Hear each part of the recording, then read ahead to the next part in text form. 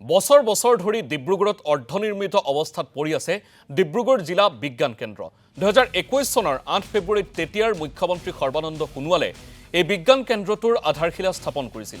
দুবছৰৰ ভিতৰত বিজ্ঞান কেন্দ্ৰ সম্পূৰ্ণ কৰাৰ প্ৰতিশ্ৰুতি দিছিল বিজেপি চৰকাৰে, কিন্তু আজি পৰ্যন্ত বিজ্ঞান কেন্দ্ৰটো সম্পূৰ্ণ হৈ নুঠিল। ইয়াৰ পৰিৱৰ্তে এৰাবাৰীলৈ পৰিণত হ'ল সমগ্ৰ বিজ্ঞান কেন্দ্ৰৰ চৌহদ।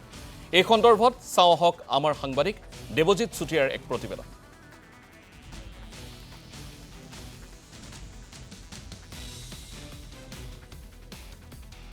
2021 চনৰ 8 ফেব্ৰুৱাৰী ডিব্ৰুগড়বাসীৰ বাবে আহিছিল এটা ভাল খবৰ। তদানীন্তন মুখ্যমন্ত্ৰী সৰ্বানন্দ সোণোৱালে ডিব্ৰুগড়বাসীক উপহাৰ দিছিল এটা খুব ভাল প্ৰতিষ্ঠান। সেয়া হ'ল জিলা বিজ্ঞান কেন্দ্ৰ। গুৱাহাটীৰ পিছতে ডিব্ৰুগড়তো এটা স্থাপন হ'ব জিলা বিজ্ঞান কেন্দ্ৰ। তাৰ বাবে সকলো ৰাইজক মাতি আনিছিল খনিকৰলৈ, য'ত মই উপস্থিত আছোঁ। এই স্থানতে তদানীন্তন মুখ্যমন্ত্ৰী সৰ্বানন্দ সোণোৱালে 2021 চনৰ 8 ফেব্ৰুৱাৰীত সেই বিজ্ঞান কেন্দ্ৰটোৰ আধাৰশিলা স্থাপন কৰিছিল। 5 বছৰ অতিক্ৰম কৰি গ'ল। আহক এতিয়া আমি সেই বিজ্ঞান কেন্দ্ৰটোলৈ সোমাই যাওঁ। মোৰ পাছফালে যিটো দেখিছে, এই যিটো পৰিত্যক্ত অৰ্ধনিৰ্মিত কেইটামান খুঁটাৰে পৰিবেষ্টিত যিটো ঘৰ নহয়, পৰিত্যক্ত যিটো স্থান দেখিছে, এয়াই হৈছে ডিব্ৰুগড় জিলা বিজ্ঞান কেন্দ্ৰ। সৰ্বানন্দ সোণোৱালৰ এটা সপোনৰ প্ৰজেক্ট আছিল যে গুৱাহাটীৰ পিছতে ডিব্ৰুগড়ত স্থাপন কৰা হ'ব এটা বিজ্ঞান কেন্দ্ৰ। কিন্তু সেই বিজ্ঞান কেন্দ্ৰটোৰ এতিয়া অৱস্থা চাওক, এয়া হাবি জংঘলেৰে পৰিপূৰ্ণ অৰ্ধনিৰ্মিত কেইটামান খুঁটাৰ বাহিৰে আপুনি ইয়াত একো দেখি নাপায়। ডিব্ৰুগড় জিলাত এই বিজ্ঞান কেন্দ্ৰটোক নিৰ্বাচন কৰিছিল। তাৰ কাৰণ আছিল যে ডিব্ৰুগড় হৈছে উজনিৰ প্ৰধান চহৰ, শিক্ষাৰ প্ৰাণকেন্দ্ৰ। বিশ্ববিদ্যালয়কে ধৰি অজস্ৰ ইয়াত যিহেতু শিক্ষানুষ্ঠান, মহাবিদ্যালয়কে এতিয়ালৈকে বিভিন্ন ধৰণৰ শিক্ষা প্ৰতিষ্ঠানসমূহ আছে। সেই শিক্ষা প্ৰতিষ্ঠানসমূহৰ ছাত্ৰ ছাত্ৰীসকলৰ লগতে উজনিৰ প্ৰায় কেইখন জিলাৰ ছাত্ৰ ছাত্ৰীসকল আহি এই বিজ্ঞান কেন্দ্ৰটোত আহি তেওঁলোকে বিজ্ঞানৰ নতুন নতুন কথাবিলাক, নতুন নতুন আৱিষ্কাৰবিলাক, নতুন নতুন আৰ্হিবিলাক এই বিজ্ঞান কেন্দ্ৰটোৱে দেখা পাব। আহক আমি সোমাই যাওঁ বিজ্ঞান কেন্দ্ৰটোত। এতিয়া আপুনি কি দেখা পাব আহক।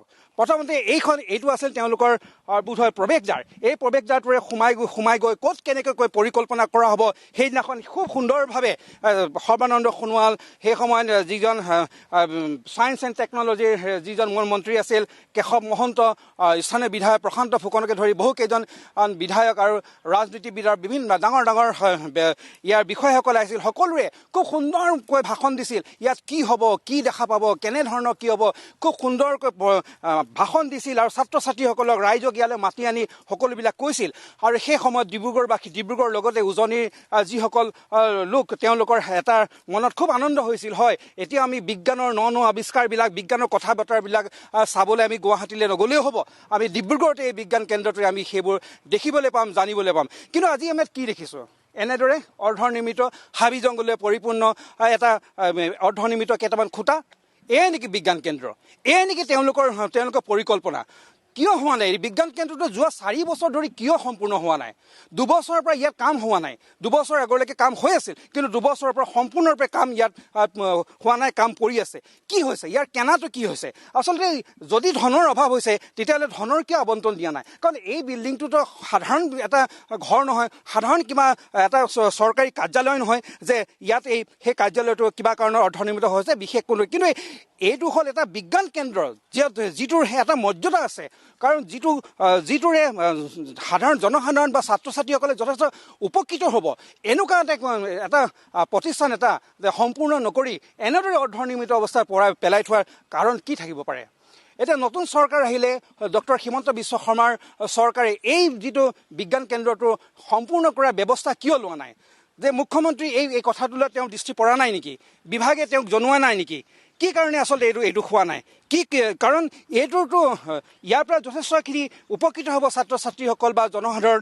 আৰু বিভিন্ন ধৰণৰ সেই সময়ত সুন্দৰ ভাষণ দিয়া হৈছিল। তেওঁলোকে বুজাইছিল যে বিজ্ঞান কেন্দ্ৰটোত কি পাব, এই বিজ্ঞান কেন্দ্ৰটো কিয় লাগে, কিয় ডিব্ৰুগড়ত স্থাপন কৰা হৈছে। এই সকলোবিলাক সেইদিনাখন সৰ্বানন্দ সোণোৱাল বা সেই সময়ত উপস্থিত থকা বিশিষ্ট ব্যক্তিসকলে খুব সুন্দৰকৈ বৰ্ণনা দিছিল।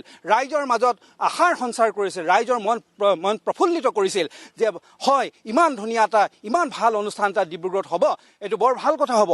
ৰাইজে বাহ দিছিল, সেই সময়ত চৰকাৰে বাহ লৈছিল। কিন্তু হ'ল কি? আমি পাইছোঁ কি? যোৱা 4টা বছৰে কেইটামান অৰ্ধনিৰ্মিত খুঁটা, হাবি জংঘলে পৰিপূৰ্ণ এটা চৌহদ। নিশ্চিতভাৱে ইয়াত দুদিনমানৰ পিছত ইয়াত এতিয়া বিভিন্ন ধৰণৰ অসামাজিক কাম কাজ হ'ব কাৰণ যিটো অৱস্থাত ইয়াত আছে নাই ইয়াত জপনা আছে না নঙলা আছে একো নাই ৰাস্তা কাষতে পৰিত্যক্ত এনেকুৱা এটা স্থান য'ত অসামাজিক কাম কাজ কৰাৰ পূৰ্ণ সুযোগ থাকে অসামাজিক বা দুষ্কৃতিকাৰীয়ে আশ্ৰয় লোৱাৰ পূৰ্ণ সুযোগ থাকে তেনেকুৱা ধৰণৰ এটা স্থানত এইটো পৰ্যবেক্ষিত হ'বলৈ আৰু বেছি সময় নাই গতিকে আমি ক'ব বিচাৰোঁ চৰকাৰক যে ডিব্ৰুগড়ত 2021 চনতে আধাৰশিলা স্থাপন কৰা প্ৰস্তাৱিত যিটো বিজ্ঞান কেন্দ্ৰ সম্পূৰ্ণ হ'ব লাগিব কিয় এই বিজ্ঞান কেন্দ্ৰটো সম্পূৰ্ণ হোৱা নাই ৰাইজে ইয়াত যথেষ্ট উপকৃত হ'ব দেৱজিৎ চুতীয়া এই মুহূৰ্তত আপোনাক ধন্যবাদ জনাইছোঁ